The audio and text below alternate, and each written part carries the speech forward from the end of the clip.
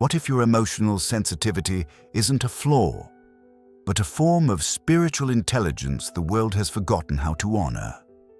In a culture obsessed with toughness, control, and constant productivity, being a highly sensitive person can feel like a silent rebellion. You've been told to toughen up, to not take things so personally, to quiet the storm inside.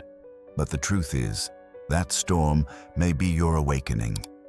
Carl Jung believed that our deepest emotions are messengers, guiding us back to the parts of ourselves we've long abandoned.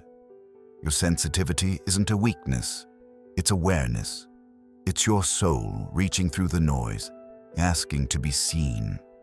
In this video, you'll discover how to transform emotional sensitivity into inner strength, how to work with your shadow, and how to reconnect with your authentic self. Not just for survival, but for soulful, meaningful living. You're not alone in this, and you're not broken. You're deeply awake.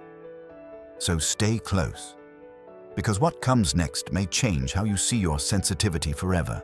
You feel too much, and maybe that's because you finally stopped pretending.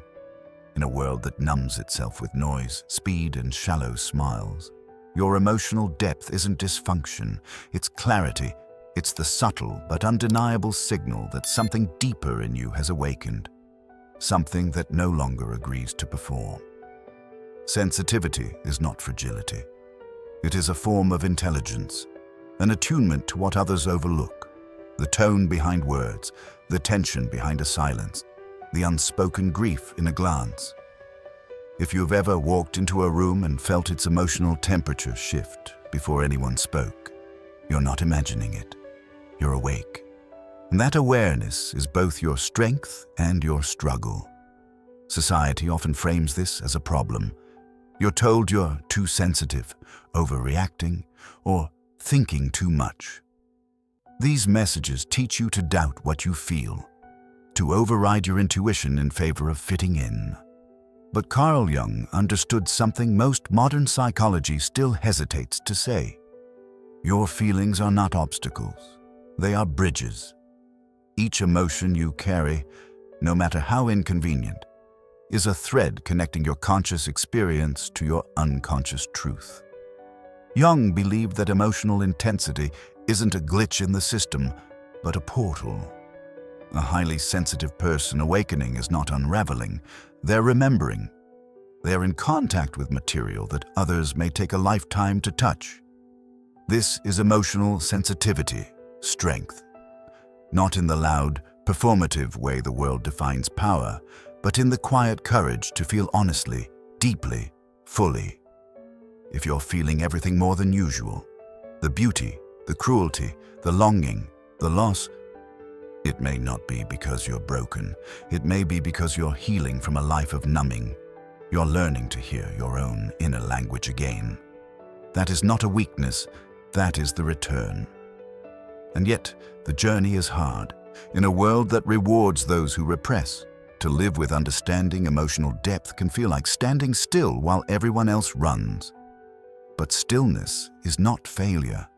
Stillness is where truth surfaces. If this feels familiar, if you're carrying emotions that don't make sense but won't let go, try this. Stop labeling them. Stop asking if they're too much. Instead, sit with them like you would with an old friend who showed up unannounced, rain-soaked, eyes full of memory. You don't need to fix them, you just need to be there, because in this presence, quiet, uncomfortable, raw, you begin to rewrite your relationship with yourself, and that changes everything. This realization opens a new path. If your sensitivity is not the flaw, then maybe the way you've been taught to hide it is. And if so, where did that begin?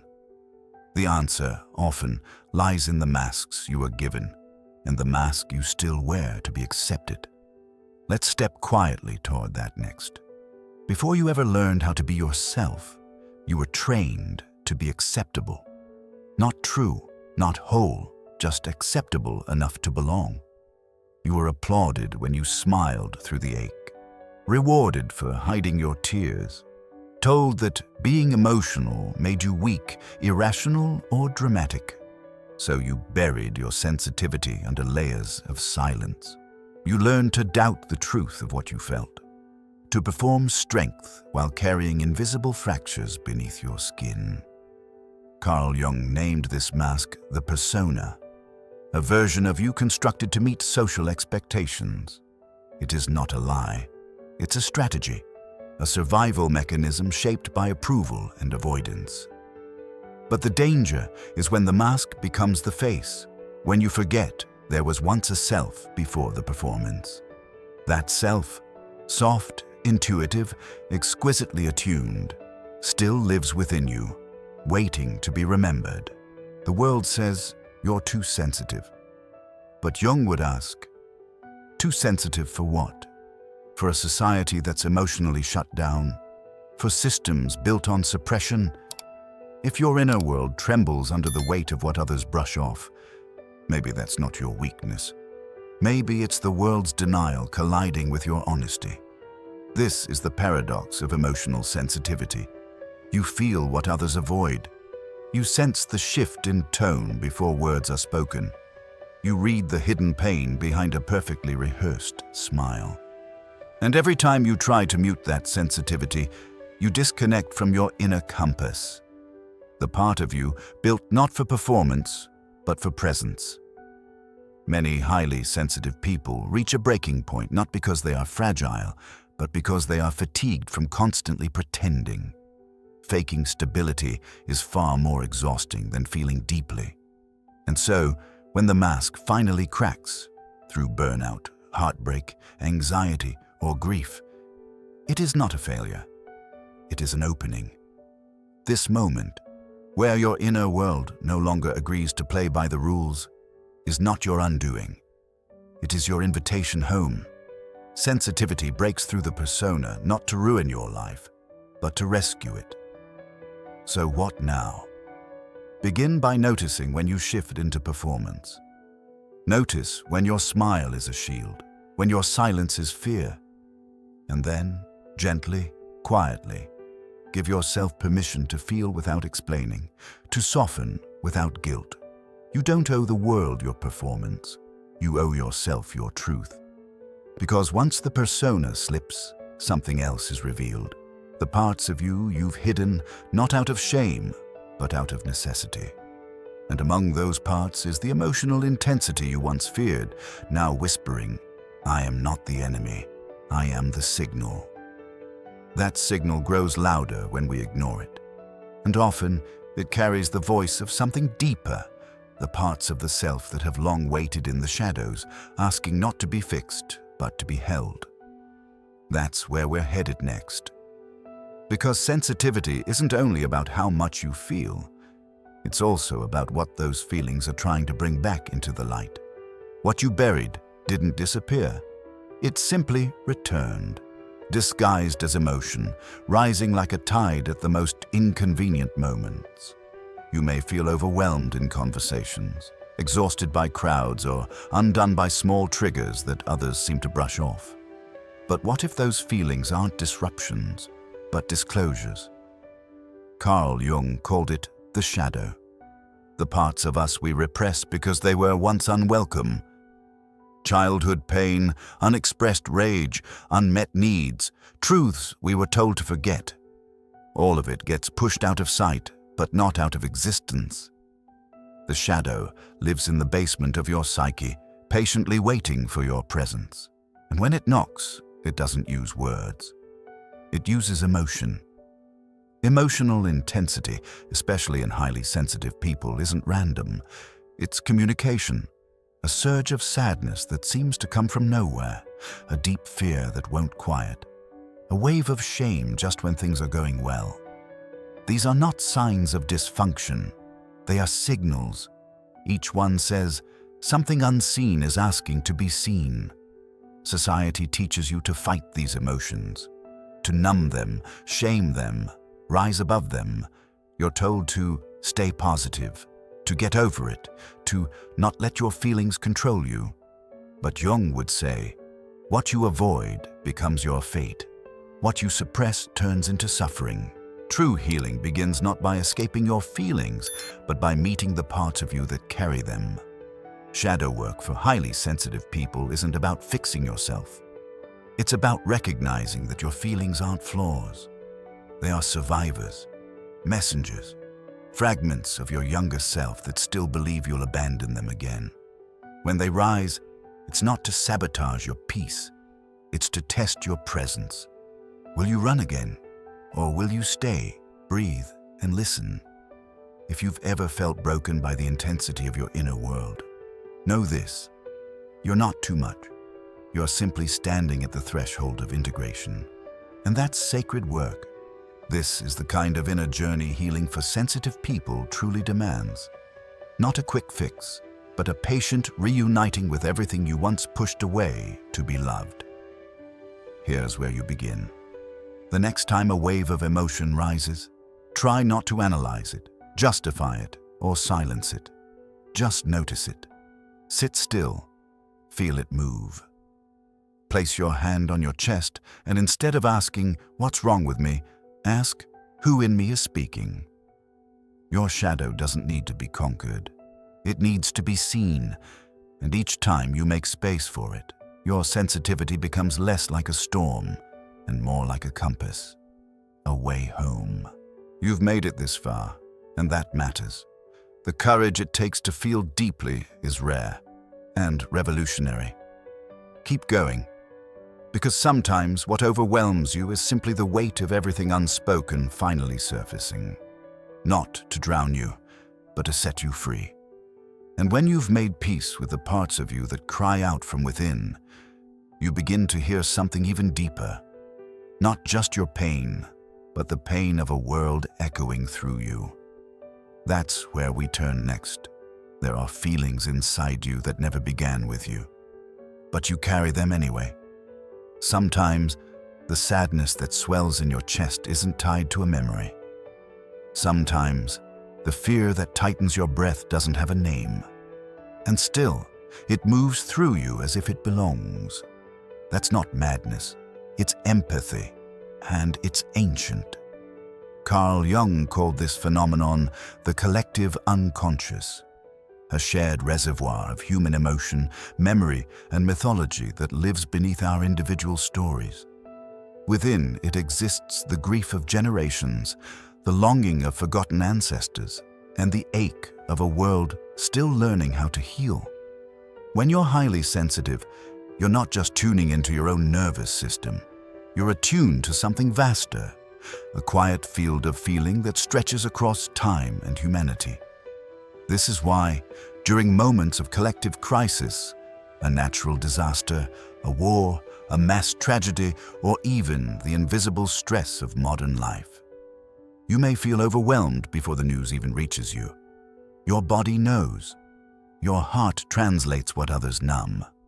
This isn't dysfunction, it's awakened empathy psychology in motion. Still, society rarely recognizes this kind of emotional intelligence. You're told to toughen up, to stop being so affected. But what the world calls too sensitive might just be sensitive soul, personal growth in progress. Your inner compass sharpening itself through connection.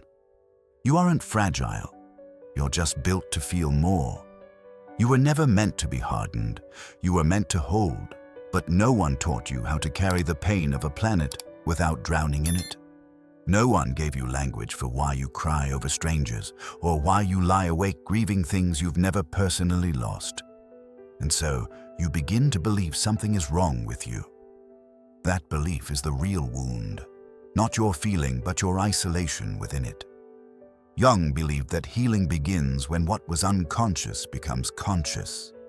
So here is your invitation. Name it, the heaviness, the weight that doesn't belong to your personal timeline. Whisper to it, "I see you." And in doing so, you break the spell of aloneness. To begin integrating this truth, try this simple practice. Next time you feel a wave of sorrow or overwhelm, pause and ask, "Is this mine, or am I sensing something bigger?" There's no need to intellectualize. Just notice. That gentle awareness can open space between the feeling and your identity. It turns reaction into presence. You are not alone in feeling so deeply. In fact, your depth is what makes you a bridge between what the world suppresses and what it longs to heal. And perhaps that's the purpose of your sensitivity, not to carry the weight of the world forever, but to remind the world that its weight exists. Because once you've made peace with carrying what isn't yours, the next question emerges. What parts of you have been waiting for your own attention? When the pain of the world quiets, the silence may reveal a more personal ache. The self in transition, shedding its past, not yet reborn. That's where we're headed next. You're not falling apart. You're falling open. It just feels the same at first. There comes a moment in the life of every deeply sensitive person when the familiar self no longer fits. The roles you once played feel empty. The goals you once chased begin to lose meaning. Even your own thoughts no longer echo the truth you feel rising inside. It's disorienting. You begin to ask questions like, why am I so sensitive? Why does everything feel like too much? Or, what's happening to me? But maybe the real question isn't what's wrong, maybe it's what's being born. Carl Jung spoke of the creative void, a sacred in-between space where the old self dissolves and the new one has not yet arrived.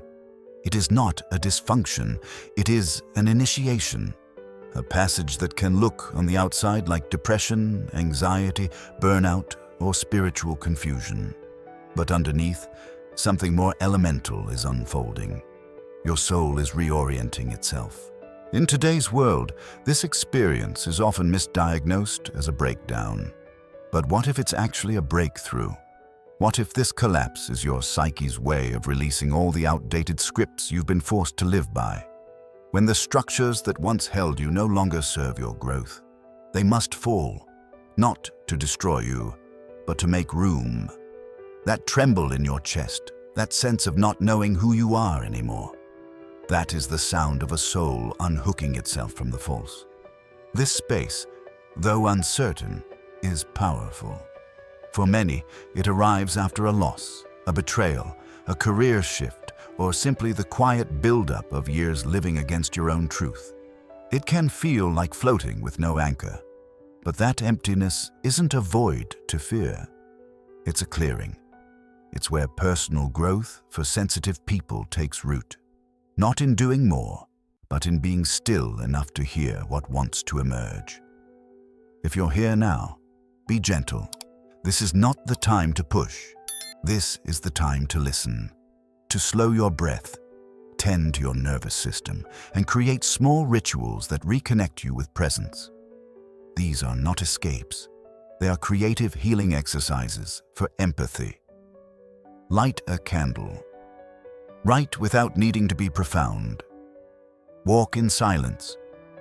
Place your hand over your heart and whisper, "You're safe now. You don't have to rush." Because in the stillness, something ancient returns, not the person you used to be, but the one you've always been, underneath the noise, the roles, the pressure to be fine. And as this self rises, the question shifts from, "Why am I so sensitive?" to, "What is my sensitivity guiding me toward?" This realization doesn't end the discomfort, but it transforms it. And when discomfort becomes devotion to your becoming, you step into a deeper kind of wholeness. But even as your inner world reshapes itself, emotion doesn't vanish. It intensifies. And now, the invitation is no longer to escape it, but to sit beside it. That is where we go next. Because your emotions aren't here to be solved. They're here to be seen. Instead of fighting your emotions, what if you simply sat beside them? The world around you teaches reaction. Numb it, fix it, escape it. You're conditioned to see emotions, especially strong ones, as problems to solve rather than messengers to listen to. So when sadness rises, you panic. When anxiety swells, you tighten. When anger stirs, you suppress. But none of these responses creates healing, they only deepen disconnection. Carl Jung said, "What you resist not only persists, but grows in size." And he was right.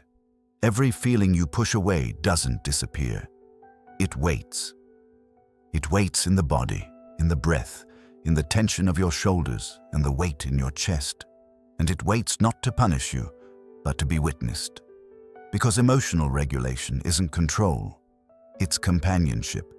It's the sacred act of being with what arises without trying to silence it. In a high-speed, high-performance culture, presence feels counterintuitive. When you're overwhelmed, exhausted, overstimulated, the last thing you're taught to do is slow down. But this is exactly what your sensitivity asks for. Slowness, gentleness, space to feel without demand. Not to collapse into emotion, but to hold it with consciousness. This is where mindful breathing for emotional grounding becomes a lifeline. It's not about fixing what you feel.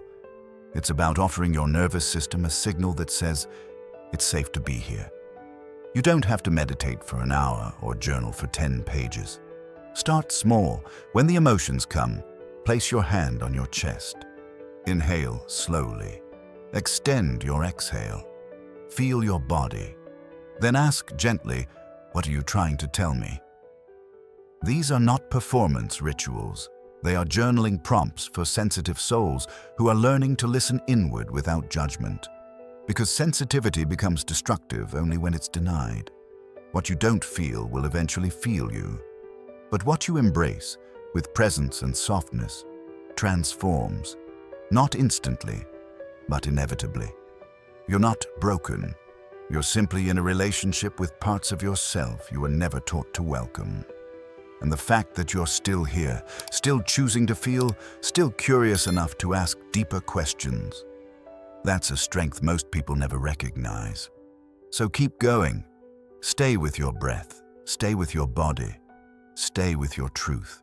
Because when you stop running from your feelings, you stop running from yourself. And as you stand beside your inner world, without trying to fix or flee, something extraordinary happens. You become the safe space you've always searched for. And from that space, something quiet begins to call you even further inward. Not just toward regulation, but toward reunion. Toward the deeper self beneath the noise, the one that doesn't just feel the world, but longs to live from the soul. And that longing is a sacred guide back to who you truly are. The world rushes forward, but healing begins when you slow down enough to feel. In a culture built on speed, noise, and external achievement, sensitivity can seem like a burden. When everyone around you is sprinting toward success, perfection, numbness, your soft attention to nuance feels like a weakness.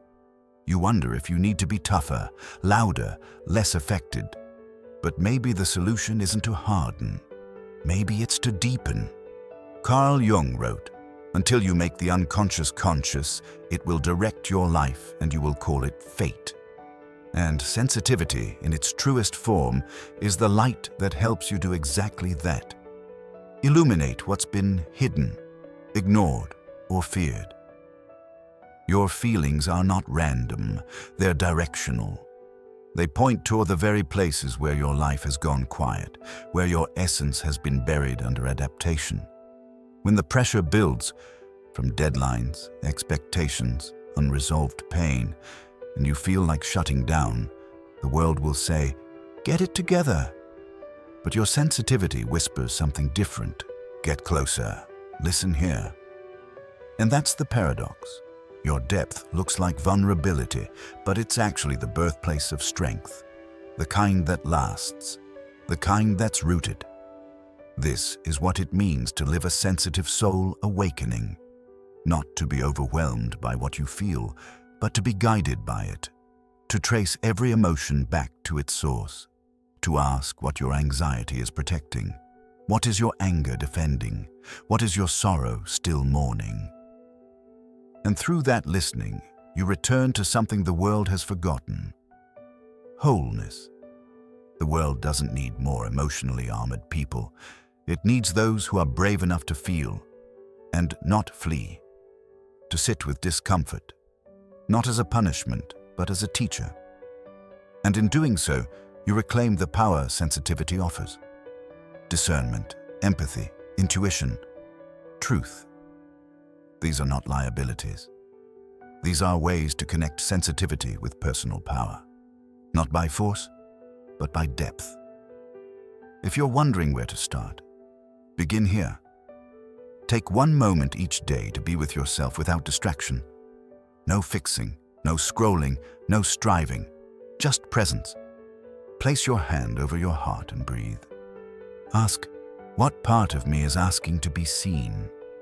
And then honor the answer, even if it arrives as silence. Because your sensitivity is not a detour from your life. It is your life. It's how your soul speaks in a language deeper than logic.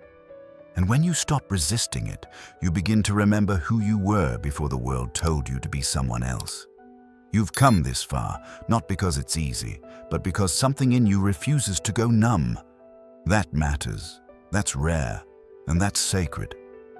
So stay with it, because what you're awakening to isn't just your emotion, it's your essence. And through that essence, a quiet knowing begins to bloom. You're not too sensitive, you are deeply awake, and perhaps now you're ready to hear that awakening as not just a feeling, but a calling, one that continues long after this video ends. What if the very thing you've been trying to silence is the very thing trying to set you free? Throughout this video, we've explored what it means to be a highly sensitive person through the lens of Carl Jung's psychology. And what we've uncovered is not weakness, but wisdom. Sensitivity, when honored rather than denied, becomes a form of emotional intelligence, spiritual depth, and self-reclamation. It is not an obstacle to healing. It is the beginning of healing. You've seen how the persona, the mask society taught you to wear, can suffocate your truth. You've felt how your emotions rise not to shame you, but to guide you. Jung's idea of the shadow reminds us that what we suppress doesn't disappear. It becomes louder, begging for recognition. And in your most tender moments, you're not broken. You're becoming honest. You've also learned that some of your pain isn't just yours. The collective unconscious moves through you, carrying ancestral grief, global unrest, and unmet dreams. Your sensitivity is not isolation, it's a connection. And in those seasons of emptiness, when everything feels stripped away, Jung's creative void shows us that we're not falling apart, we're falling open. These moments of stillness, of not knowing, are sacred invitations to listen deeply. From presence, not performance, comes transformation. Through mindful breathing for emotional grounding, journaling prompts for sensitive souls, or simply placing your hand on your heart and saying, "I'm here," you begin to shift the relationship you have with your inner world. So here's your practice. Tonight, find 5 quiet minutes. Light a candle. Close your eyes. Feel your breath move in and out like waves. Ask gently, what part of me have I been avoiding? And what does it need from me now? Let the answer rise. You don't have to solve it, just witness it. Because this is the work of the sensitive soul awakening. Not to escape feeling, but to deepen into it. Not to fix your sensitivity, but to live from it, fully and freely. If this message speaks to you, share your journey in the comments. Your story is a lantern for someone else still lost in the dark. And if this space feels like home, hit subscribe. We're building something honest here. You're not too sensitive, you're deeply awake. And that changes everything.